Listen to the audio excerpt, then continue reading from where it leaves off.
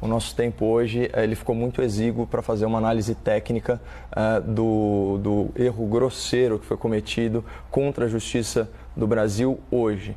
Então, eu vou me ater a considerações um pouco mais genéricas. E é muito importante a gente separar essa questão em dois pontos. O que está em juízo aqui não é o caráter desse parlamentar, não é a sua biografia, como fez parecer aquele final patético da argumentação do ministro Alexandre de Moraes, falando sobre os dados biográficos, o que o parlamentar fez ou o que ele não fez. Não é o nosso alinhamento ou o nosso desalinhamento a quaisquer ideias desse parlamentar. O que está em julgamento aqui é a Constituição, são as regras para determinação da prisão, ou seja, quando que a gente deve privar um cidadão de liberdade, mais especialmente, e se ele for um parlamentar que goza de imunidade material justamente para ter a sua liberdade de expressão respeitada no seu sentido mais amplo. É disso que se trata, é adequar a lei ao caso concreto, não fazer um juízo sobre o caráter ou sobre a biografia desse ou daquele parlamentar. Então, a primeira coisa que a gente tem que separar, né, é o julgamento político do julgamento técnico. E o julgamento técnico, jurídico, deveria caber a uma Suprema Corte que não fosse tão casuísta e não tivesse tantos dois pesos e duas medidas. Eu poderia citar aí N ocasiões em que a Lei de Segurança Nacional poderia ter sido invocada e não foi.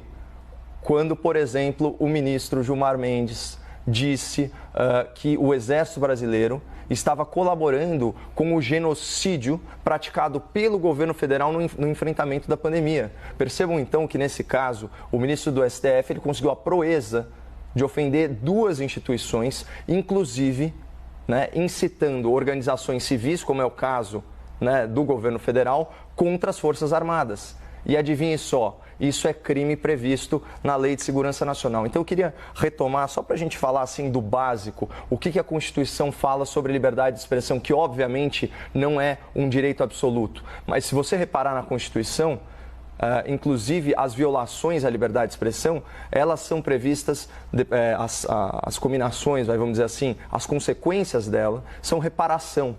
Né, mas nunca a priori, tanto que não existe censura. Né? É livre, artigo 5º, inciso 4º, é livre a manifestação do pensamento, sendo vedado o anonimato. E o artigo 53, caput, ele é muito claro, os deputados e senadores são invioláveis, civil e penalmente, por quaisquer das suas opiniões, palavras e votos. É a tal imunidade parlamentar que eu já comentei. Né? E aí o parágrafo 2º desse artigo diz o seguinte: desde a expedição do diploma, os membros do Congresso Nacional não poderão ser presos, salvo em flagrante de crime inafiançável. E aí qual que é o pulo do gato, né, que o ministro Alexandre de Moraes e, ao que parece, todo o plenário do Supremo deram para justificar o injustificável, a arbitrariedade? Eles enquadraram a conduta do parlamentar na Lei de Segurança Nacional, transformando, né, a fala, que é sim uma fala agressiva, num crime inafiançável contra as instituições do Estado. Mas para ficar em um exemplo, eu vou pegar aqui o que ele fala sobre o Supremo Tribunal Federal. Aliás, o espectador da CNN vai ter muita dificuldade de encontrar, né, o vídeo do parlamentar. Por quê? Porque o ministro Alexandre de Moraes mandou tirar o vídeo da plataforma do YouTube, sob pena de multa diária de R$100 mil. Agora, como fica o nosso acesso à informação com esse tipo de restrição? Na minha opinião, vocês já deveriam ter sido destituídos do posto de vocês e uma nova nomeação convocada e feita para 11 novos ministros. Vocês nunca mereceram estar aí. Só esse trecho já deixa claro que o ataque não é à instituição Supremo Tribunal Federal, mas sim aos integrantes atuais dessa composição do Supremo.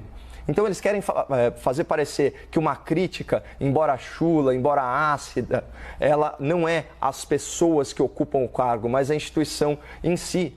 Eu li a transcrição inteira, vai ser um prazer, se eu tiver oportunidade, em razão aqui da pauta do nosso quadro, de tratar isso em detalhes e de forma técnica para o espectador, mas isso é uma tremenda forçação de barra, isso é um atropelo né, de qualquer regra de processo penal, é um atropelo da Constituição, é um atropelo das prerrogativas dos parlamentares e, de novo, não se trata de um juízo sobre quem é a pessoa, mas sim como a lei deve se aplicar ao caso concreto, e o que o Supremo Tribunal Federal fez hoje é arbitrário e é casuísta.